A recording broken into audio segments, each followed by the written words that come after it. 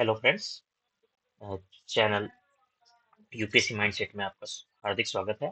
मैं लेकर आया हूँ लेक्चर 2 मॉडर्न हिस्ट्री रिवीजन की। ठीक है, उसके साथ हम आगे बढ़ते हैं। जैसा कि आपने पहला लेक्चर देखा था, काफ़ी समराइज वे में मैं इंपॉर्टेंट फैक्ट्स जो मेरे पास हैं उससे मैं डील कर रहा हूँ। ठीक है, और उसी से साथ में आगे भी बढ़ता हूँ। तो विदाउट वेस्टिंग टाइम हम डच तक देख लिए थे, आगे हम इंग्लिश रूल देखने जा रहे हैं। है ना, क्या देखने जा रहे हैं? इंग्लिश। तो लेट अस बिगिन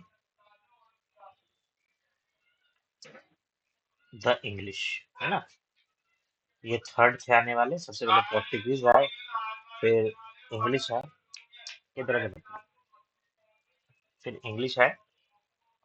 तो सबसे पहले हम लोग देखते हैं कि 1599, this is important fact from the point of view of exam. 1599 में इंग्लिश मर्चेंट की एक ग्रुप ने इंग्लिश मर्चेंट की एक ग्रुप ने ठीक है, मर्चेंट एडवेंचर्स नाम की एक कंपनी बनाई थी। मर्चेंट एडवेंचर्स नाम की एक कंपनी बनाई थी। ठीक है, इनिशियली इनको मोनोपोली था कि इंडिया से यही ट्रेड करेंगे। क्या था? मोनोपोली था टू ट्रेड विथ इंडिया। ये सब फैक्ट्स है जो स्टेटमेंट में यूपीएससी पूछेगी। है ना, ट्रेड विथ इंडिया। ठीक है, ठीक है। बाद में ठीक है, बाद में इसे जा करके विथ होल्ड कर लिया गया था। ठीक है, आगे चल के नेक्स्ट, पहले इन्हें 15 साल की गारंटी मोनोपोली दी गई थी, बाद में इन्फिनिटी तक की मोनोपोली दे दी गई थी। नेक्स्ट जो इम्पोर्टेंट चीज है इस इंग्लिश के आने के बाद, वो अब हम देखने जा रहे हैं, जो इम्पोर्टेंट फैक्ट्स हैं। है ना, वो है कि 1612 में, कहाँ पे? 1612 में captain Thomas best, captain Thomas, एक सेकंड में इसकी पॉइंटर को थोड़ी छोटी कर देता हूँ। है ना, कैप्टन थॉमस बेस्ट ने पोर्टुगीज को हराया था। है ना, डिफिटेड पोर्टुगीज ऑन एट सूरत। है ना, सी कोस्ट सूरत के पास उन्हें डिफीट कर दिया था, जिससे उन्हें परमिशन मिली थी किसके द्वारा? जहांगीर के द्वारा, सूरत में फैक्ट्री बनाने की। है ना, इससे प्रसन्न होकर जहांगीर ने उन्हें परमिशन दिया था सूरत में फैक्ट्री स्टैब्लिश करने के। ठीक है, तो पहली फैक्ट्री इंग्लिश की कहाँ आई थी? सूरत में। ये एक इम्पोर्टेंट फैक्ट है। ठीक, इसके बाद और भी फिर परमिशन मिली, जिसमें आगरा, अहमदाबाद वगैरह फैक्ट्री डेवलप की। यहाँ पे एक इम्पोर्टेंट फैक्ट आता है एग्जाम के पॉइंट ऑफ व्यू से, दैट इज बॉम्बे का। है ना, बॉम्बे का फैक्ट क्या है कि बॉम्बे जो था एक्चुअली पोर्टुगीज का था। किसका था? पोर्टुगीज का था, जिन्होंने दहेज में, डाउरी में जिससे मिला था, किसे किसे मिला था? इंग्लिश को मिला था। इंग्लिश को दहेज के फॉर्म में मिला था। किस किस इंग्लिश को मिला था? King Charles to. King Charles to को दहेज के रूप में बॉम्बे मिला था। एक्चुअली वो पोर्टुगीज के अंदर में था, जब वो पोर्टुगीज की रानी प्रिंसेस कैथरीन से उनकी शादी हुई थी। बाद में यही बॉम्बे चल करके वेस्टर्न प्रेसिडेंसी का हेडक्वार्टर बना, सूरत से मुंबई में हेडक्वार्टर ट्रांसफर हुआ। तो ये भी एक इंपॉर्टेंट चीज है, हेडक्वार्टर जो था वो ट्रांसफर हुआ सूरत से बॉम्बे। सूरत से बॉम्बे हेडक्वार्टर ट्रांसफर हुआ। ठीक, 1687 में, 1687 इस तरीके से एक आप कह सकते हैं शादी के थ्रू भी आप कह सकते हैं कि ब्रिटिश और पोर्टुगीज में पीस स्टैब्लिश हुआ। ठीक, नेक्स्ट जो इंपॉर्टेंट चीज है, गोल्डन फरमान। क्या है इंपॉर्टेंट चीज? गोल्डन फरमान। गोल्डन फरमान बहुत फेमस है, जो पूछा, this is different from the फरमान बाई फारूकसिया। है ना, ये sultan of Golconda, sultan of Golconda, ठीक है, ने इशू किया था इसको, ब्रिटिश को गोल्डन फरमान दिया था। ठीक है, इससे क्या हुआ था कि इंग्लिश पर्सन की, ब्रिटिश की जो ट्रेड के अंदर बहुत सारे उनको प्रिविलेज दिए गए थे। तो ऐसे सवाल आ सकता है कि गोल्डन फरमान किसको दिया गया था? गोल्डन फरमान दिया गया था सुल्तान ऑफ गोलकोंडा को, ब्रिटिश को दिया गया था। ठीक है, बाकी कुछ खास बात नहीं है। अच्छा, एक इंपॉर्टेंट चीज ये है कि जो इंग्लिश का हेडक्वार्टर, ब्रिटिश का हेडक्वार्टर, जो ब्रिटिश अभी तक तो ट्रेडिंग के फॉर्म में थे, ब्रिटिश का जो हेडक्वार्टर था साउथ इंडिया में ना, ब्रिटिश हेडक्वार्टर था साउथ इंडिया में, वो क्या था? That was Masulipatnam. That was Masulipatnam. ठीक है, नेक्स्ट। ये है कि किस तरह से इंग्लिश अपना फुटहोल्ड बढ़ा रहे थे वेस्ट और साउथ में। अब आ जाते हैं मोस्ट इंपॉर्टेंट चीज, बंगाल, जो जहाँ पे वो सबसे स्ट्रॉन्ग थे, और कहते हैं बंगाल के ही रिसोर्सेज को यूज करके वो डिफरेंट डिफरेंट जगह पे अपनी बादशाहत कर पाए। वहीं पे फ्रेंच या ये लोग किसी और प्रेसिडेंसी से शुरू हुए, वहां उतने रिसोर्सेज नहीं थे। Bengal was the richest. ये अलग बात है कि बंगाल की हालत बहुत खराब है, Bengal was the richest province. कहते हैं कि अगर अंग्रेज बंगाल से नहीं शुरू किए हुए थे अपने रिसोर्सेज लेना ना, अगर नहीं शुरू किए होते तो पूरी इंडिया पे राज नहीं कर सकते थे। बंगाल के रिसोर्सेज इतने ज्यादा थे कि उनको यूज करके उन्होंने सारे ब्रिटिश अदर यूरोपियन पावर्स को भी हरा दिया, और हराया ही नहीं, इवन इंडियन पावर्स को भी उन्होंने दबा दिया। ठीक है, अब आ जाते हैं बंगाल की कहानी पे। सबसे पहले कहानी यहाँ आती है शाह सूजा की। किसकी? शाह सूजा। नेक्स्ट लेक्चर से मैं कोशिश करूंगा इसकी पीडीएफ डाल करके अंडरलाइन को ज्यादा तेजी से पढ़ाने का, है ना। शाह सूजा थे, ये सूबेदार थे बंगाल के, है ना, बंगाल के सूबेदार थे। इन्होंने इन्होंने क्या किया था कि कुछ एनुअल पेमेंट ले करके इंग्लिश को अलाउ किया था ट्रेड करना। ट्रेड परमिशन दिया ब्रिटिश को बंगाल में। तो आ सकता है कि सबसे पहले ट्रेड परमिशन किसने दिया था? तो ट्रेड परमिशन दिया था ब्रिटिश को शाह सूजा ने 1651 में, जो कि बंगाल के सूबेदार थे। ठीक है, उसके बाद धीरे धीरे फैक्ट्रीज बननी शुरू हो गई। जैसे हुगली में बना, पटना में बना। पटना आज बिहार का है, उस समय बंगाल का ही पार्ट था। बंगाल बिहार उड़ीसा एक ही थे, है ना, उस 1912 तक। उसके बाद फिर हुगली में बना, कासिम बाजार में बना, जगह जगह वो अपनी फैक्ट्री स्टैब्लिश करते चले। ठीक है, नेक्स्ट जो इम्पोर्टेंट चीज है कि उस दौरान क्या हुआ कि मुगल्स तो थे ही, मुगल्स ने हुगली फैक्ट्री पे अटैक किया। ठीक है, मुगल्स ने जो इंग्लिश की हुगली फैक्ट्री थी, हुगली कल कोलकाता के पास है, हुगली नदी है ना, उसी के पास है हुगली। हुगली में जो फैक्ट्री था उस पे मुगल्स ने अटैक कर दिया।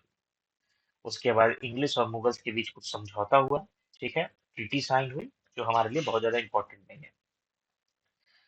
इस ट्रीटी से इस ट्रीटी से एक बड़ी अच्छी चीज निकली कि ब्रिटिश को परमिशन मिल गया, ब्रिटिश को परमिशन मिल गया फोर्ट विलियम, फोर्ट विलियम को, है ना, फोर्ट विलियम को फोर्टिफाई करने का।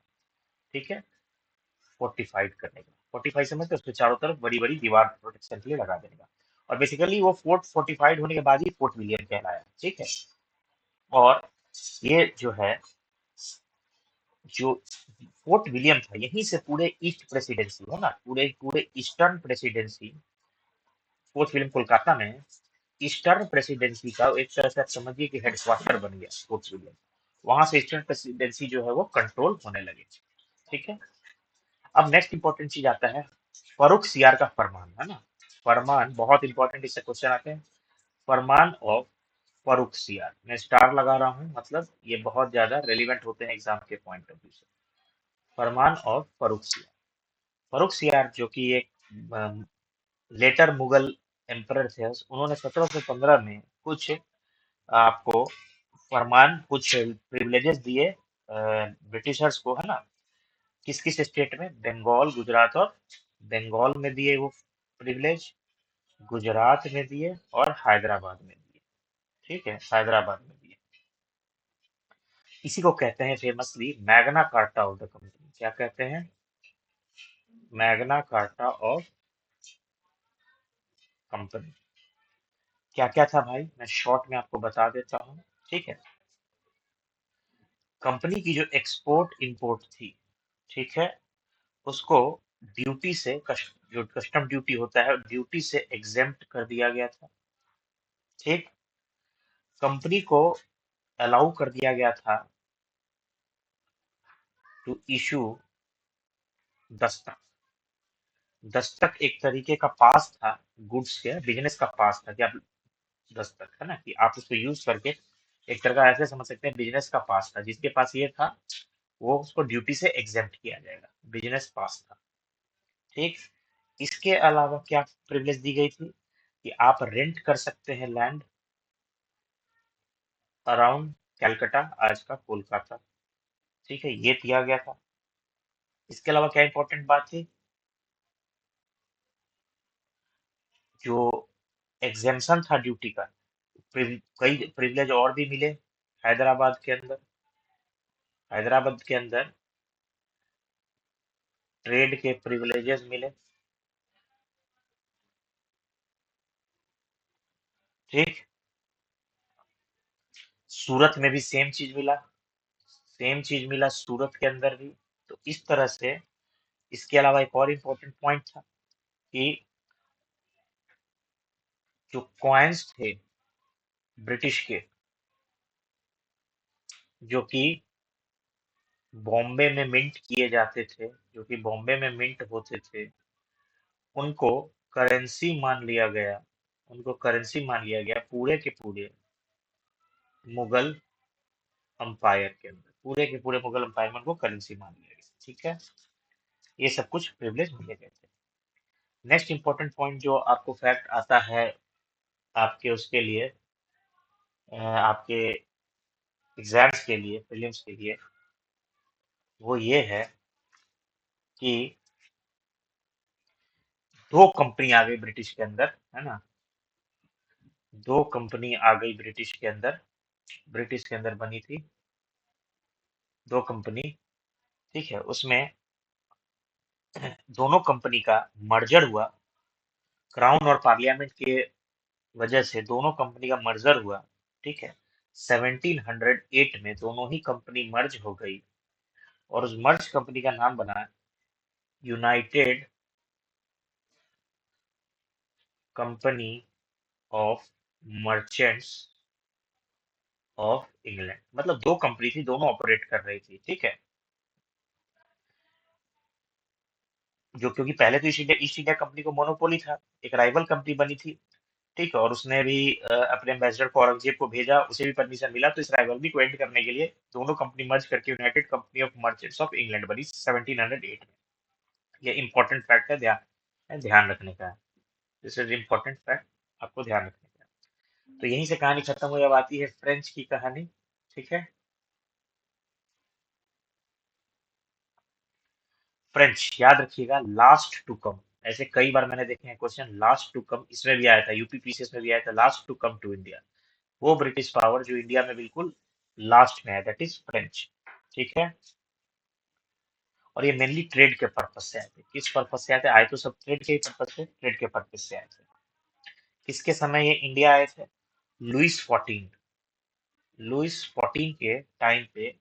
ठीक है, जो एक कंपनी बनी थी जिसका नाम था, आप फ्रेंच ईस्ट इंडिया कंपनी कह सकते हो, है ना, वो 1664 में बनी थी, किसके अंडर में, लुइस 14, लुइस 14 के अंडर में। ठीक है, 1664 में। 1667 में ये इंडिया पे एक्सपीडिशन लेके आए, 1667 में एक्सपीडिशन टू इंडिया ये लेकर के आए। ठीक है, और फर्स्ट फैक्ट्री इन्होंने भी सूरत में डाली। फर्स्ट फैक्ट्री कहाँ डाली इन्होंने भी, सूरत में। ठीक, कब डाली, 1669 में। किससे परमिशन लिया था, सुल्तान ऑफ गोलकोंडा में। आप समझ सकते हैं सूरत जो है वो वेस्टर्न कोस्ट पे है, तो वहां पे सभी लोग उस साइड से आते थे, है ना। इसके अलावा एक और इम्पोर्टेंट यहाँ फैक्ट है, 1600 1673 में,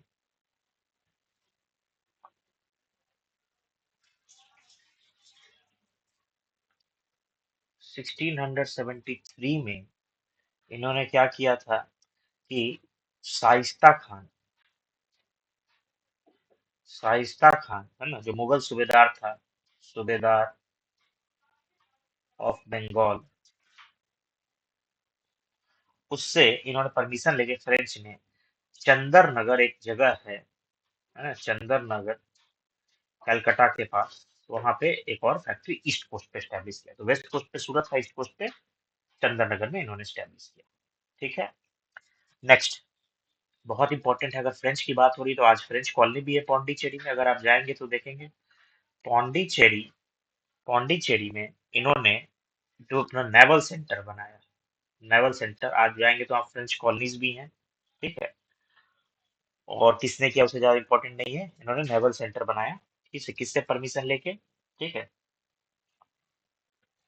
बीजापुर के सुल्तान से परमिशन लेके, बीजापुर के सुल्तान से परमिशन लेके इन्होंने नेवल सेंटर बनाया। अच्छा, अब आते हैं कुछ सेटबैक मिले फ्रेंच के ईस्ट इंडिया कंपनी को, है ना। कुछ आते इनके क्या हुए, है ना, सेटबैक आते इनके क्या हुए,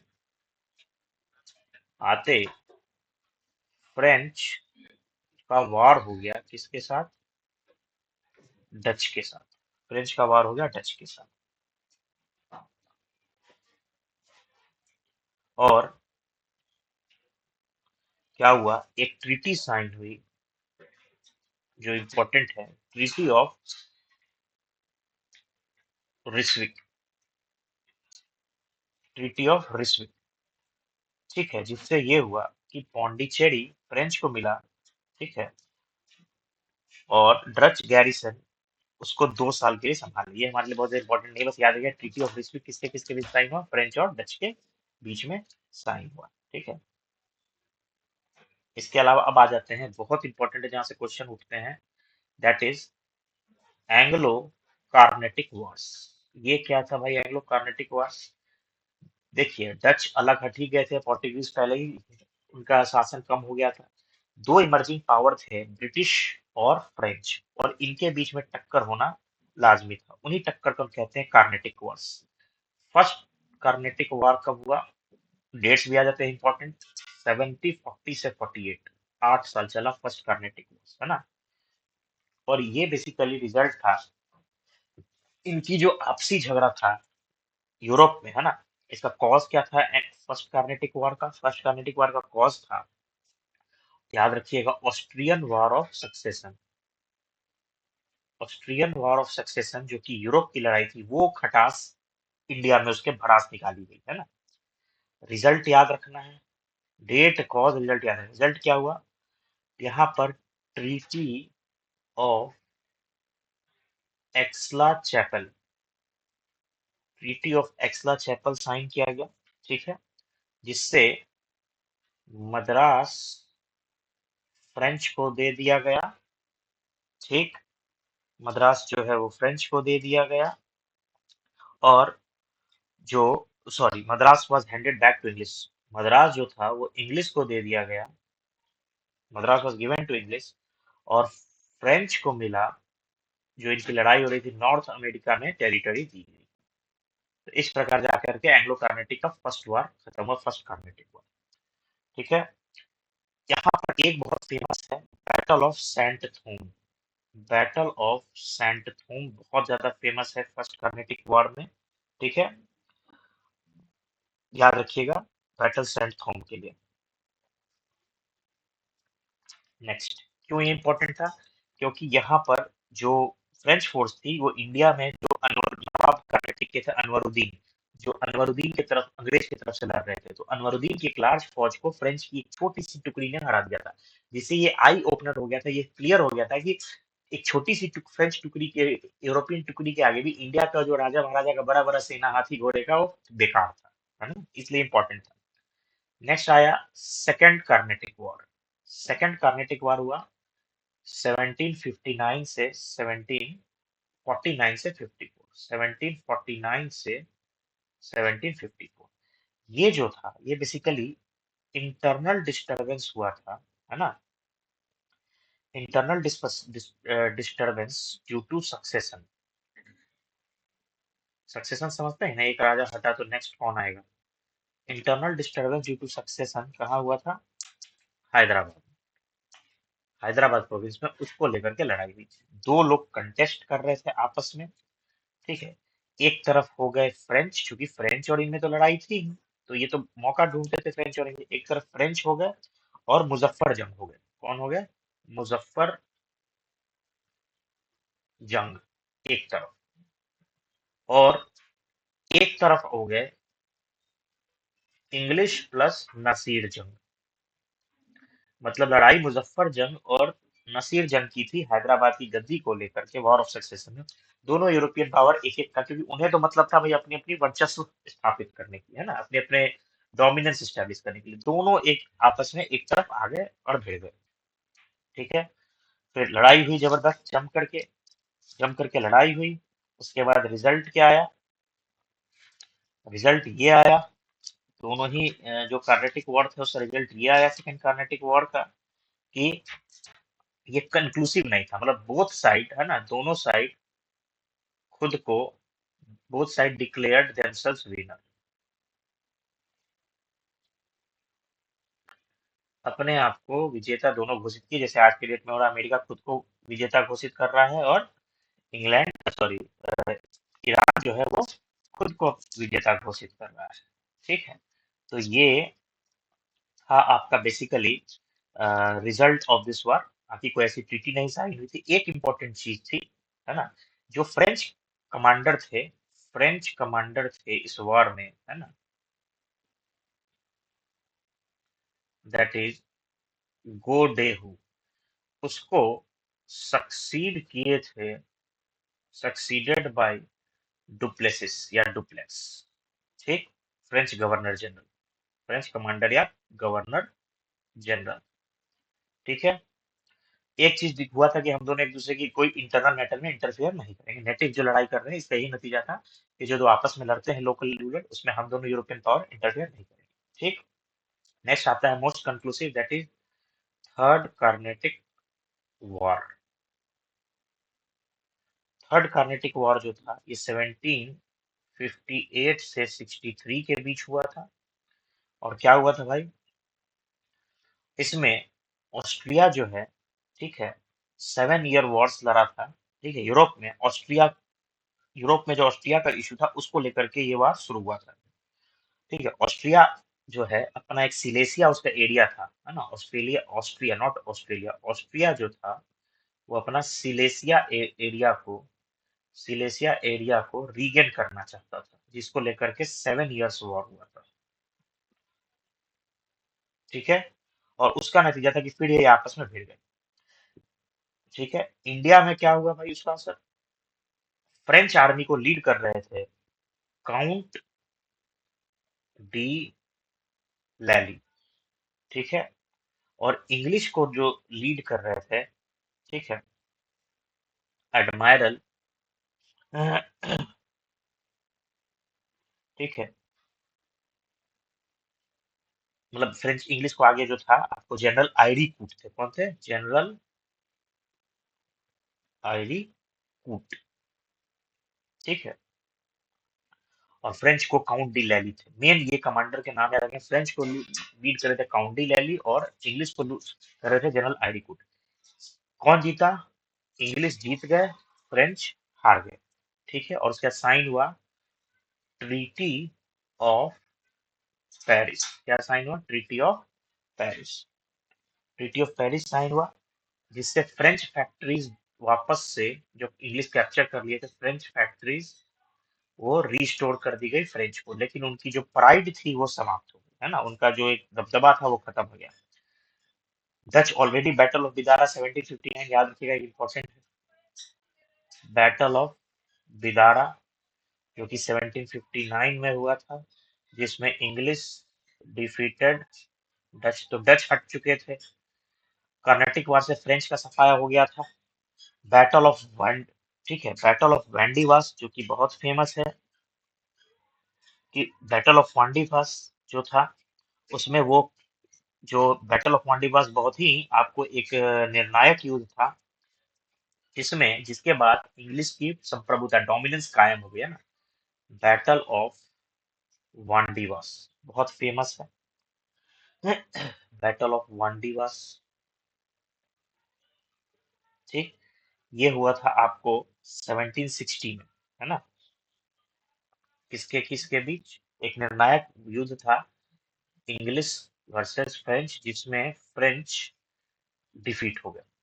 तो आप देखिए, पोर्टुगीज पहले ही साइड हो गए थे। बैटल ऑफ बिदारा में डच हार गए। कार्नेटिक वार में आप समझ लो कि लास्ट जो निर्णायक था उसमें भी बुरी तरीके से फ्रेंच हारे।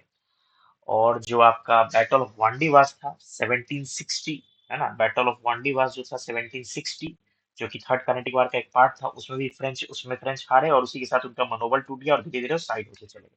और आप देख सकते हैं सुप्रीम यूरोपियन पावर इंडिया में जो बचा वो इंग्लैंड वाले बचे। तो इस प्रकार इंग्लैंड का पूरा एक साम्राज्य स्थापित होने लगा। उन्होंने अपनी कैलकाटा, बॉम्बे, मद्रास वहां पे अपनी फैक्ट्री लगाई। फ्रेंच के बाद सिर्फ पौंडीचेरी बच गया। ठीक है, धीरे धीरे जो फ्रेंच साइड ही होते चले गए, थोड़ी बहुत उनकी रह गई। इसी दौरान एक और यूरोपियन पावर की चर्चा लाजमी है, दैट इज डेनिस, है ना, डेनिस। 1616 में इनको एस्टेब्लिश किया गया था। इन्होंने अपनी फैक्ट्री तंजोर में एस्टेब्लिश किया था। ठीक है, और उसके बाद ये बेसिकली डेनिस कहाँ से, डेनमार्क से आए थे। इनका जो प्रिंसिपल सेटलमेंट था वो था श्रीरामपुर, जो कि कलकत्ता के पास का एक शहर है। ठीक है, भेज देना। और ये मेनली अपने आप को ना, जो डांस थे ये बहुत ज्यादा सक्सेसफुल नहीं हुआ। मेनली ये मिशनरी यानी कन्वर्जन मिशनरी एक्टिविटीज से, प्रोसेलाइटाइजिंग मिशन पे थे, मिशनरी एक्टिविटीज से अपने आप को ये रिलेटेड। ठीक है, अब एक बहुत इंपॉर्टेंट बात आती है कि ऐसा क्या था कि जिस पे क्वेश्चन दिया था, cause of British success British success over other European powers. ऐसा क्या था कि ब्रिटिश सक्सीड किए अदर यूरोपियन पावर्स के से, उनमें क्या खास बात थी कि एक एक करके सब हारते चले गए, ब्रिटिश सक्सेसफुल हुए। तो नेचर ऑफ कंपनी। अब देखिए, ब्रिटिश ईस्ट इंडिया कंपनी एक प्राइवेट कंपनी थी, इजिली फंडिंग और सपोर्ट मिलता था। फ्रेंच कंपनी मेनली जो मैं बात करूं वो एक गवर्नमेंट कंपनी थी। गवर्नमेंट, आप समझते हैं गवर्नमेंट का काम कैसा होता है, धीरे धीरे फंडिंग वगैरह आती है तो क्विक सपोर्ट नहीं मिलता। फ्रेंच के पास से ज्यादा या अदर से ज्यादा नेवल सुपीरियोरिटी थी इनके पास। किसके पास, इंग्लैंड के पास। तीसरा, इंडस्ट्रियल रिवॉल्यूशन हो रहा था, सबसे पहले वहीं स्टार्ट हुआ था, तो उन्हें हेवी रॉ मटेरियल्स वगैरह चाहिए था, तो बहुत एग्रेसिवली वो अपने मिशन को परसू कर रहे थे। और वहां से उन्हें पैसा जनरेट हो रहा था इंडस्ट्रियल रिवॉल्यूशन से, तो बैकिंग मिल रही थी। फोर्थ, मिलिट्री स्किल में वो सबसे ज्यादा डोमिनेंट थे as compare to France and all. Fifth, stable government थी वहां पर। बाकी जगह देखिए फ्रेंच वगैरह में रिवॉल्यूशन वगैरह की आग लग रही थी, इंग्लैंड में ऐसा नहीं था। वो एक आइलैंड कंट्री थी तो हर तरह से वो सेफ था। तो वहां पे माहौल ऐसा था कि वो एक अपने कहते हैं ना कि हम अपने घर, लोग कहते नहीं है कि हम अपने घर से ही डिस्टर्ब है, हम बाहर क्या लड़ेंगे, कि हम घर से अच्छे हैं तो हम बाहर अपना ताकत दिखा सकते हैं। सिक्स, ये कन्वर्जन मिशन यानी कि रिलीजियस मामले में बहुत लिबरल थे, है ना। आपने देखा कि किस तरह से पोर्टुगीज का जो है कम्युनल होना, हिंदू और मुस्लिम के अगेंस्ट, वो उनके अगेंस्ट काम किया और धीरे धीरे उनको हटना ही पड़ा। ये रिलीजियस मामलों में बहुत लिबरल थे, तो उन्हें कोई दिक्कत नहीं थी। नेक्स्ट, वहां पे डेप्ट मार्केट, आप इकोनॉमिक्स के छात्र जानते हैं डेप्ट मार्केट बहुत डेवलप था इंग्लैंड में, जिससे वो आराम से पैसा मार्केट से उठाती थी। ठीक है, ये सब कुछ बेनिफिट थी जिससे वजह से वो है। इस प्रकार हम लोग का जो चैप्टर है अराइवल ऑफ यूरोपियन वो खत्म हुआ। थर्ड लेक्चर में लेके आऊंगा और अब मैं सीधा आपको तेजी से पढ़ाने के लिए पीडीएफ चिपका दूंगा पेजेस का, फोटो खींच करके, और वहीं से वहीं बताते हुए निकल जाऊंगा। ठीक है, आई होप आपको पसंद आ रहा होगा सीरीज। सारे इंपॉर्टेंट बात मैंने बताई है जो आपको इंडेक्स में मिलेगा और नहीं भी मिलेगा। ठीक है, इसी के साथ मैं विदा लेता हूँ। थैंक यू, मिलते हैं नेक्स्ट क्लास में।